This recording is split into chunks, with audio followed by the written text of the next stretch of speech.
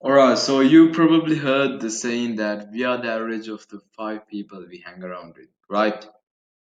Well, unfortunately, this goes much, much deeper than you think, okay? So it's just not about the people that you hang around with, it's about all of these as well, alright? So your home and your environment, the content that you consume, the amount of sun you get, your friends, and not just their habits, but their achievements, their cars, the cars they drive, their lifestyle, etc.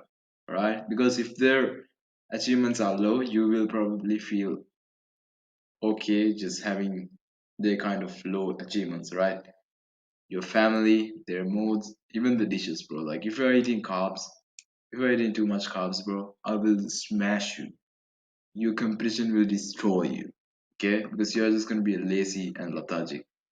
Your family's salary, and your lifestyle and their lifestyles, and especially your girlfriend or boyfriend. If you're in a relationship where your partner does not support your vision and your dreams, do yourself a favor and just get out of that relationship.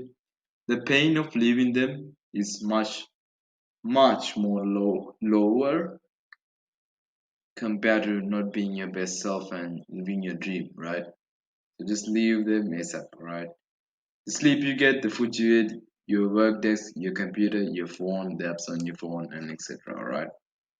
Everything around and in you affects your productivity and life outcome. If you don't learn to control your environment, nothing in this world would be more of a threat to your success than not being able to control your environment. If you can change one thing about your life, change your environment and watch your life turn into a movie. Okay? So Naval Ravikant, who's like a very smart guy, said that there are there are the three most important decisions you could make is who you marry, who you work with, and I don't remember the third one, but the point is all of these three things are related to your environment, alright? So when it comes to your work environment, you need to make a workplace that you love being at. Alright? So even if you had to borrow money to create your own little office, do it. Avoid working in an area where you're not being comfortable working or taking calls. Alright? Because trust me, if you're building an agency, you will have 10-hour days where you just sit at your computer working. Not everyone has the luxury to have quiet environment or a peaceful family. Therefore, get some really good headphones to block out the noise, but most importantly, the negativity and distractions in your home. If you can, though, start going to a library or a co-working space. And the next one is routine. You don't need lots of things in your routine. You just need a routine that you could follow consistently. And also stop hanging around with people who don't believe in your vision and stop sharing your vision with them. Okay? Have some respect for yourself.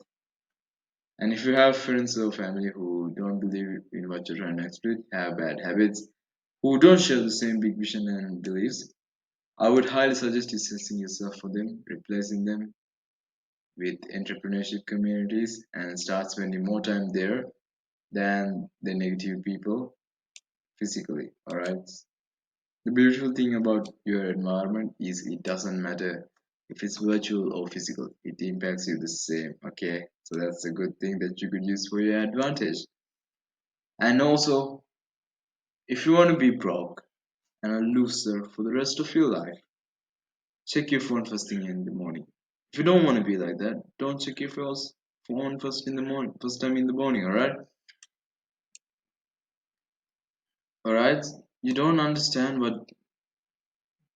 Okay, so dopamine is a thing that motivates us to chase, whether that be a food, a goal, or a mate. Therefore, if your dopamine system is overstimulated, which by the way is a self-regulating system, meaning if you get too much dopamine, you'll have a harder time getting the same amount of dopamine because your baseline will be lower. So, if you get a dopamine every hour a day, this system is just going to be ruined. Alright?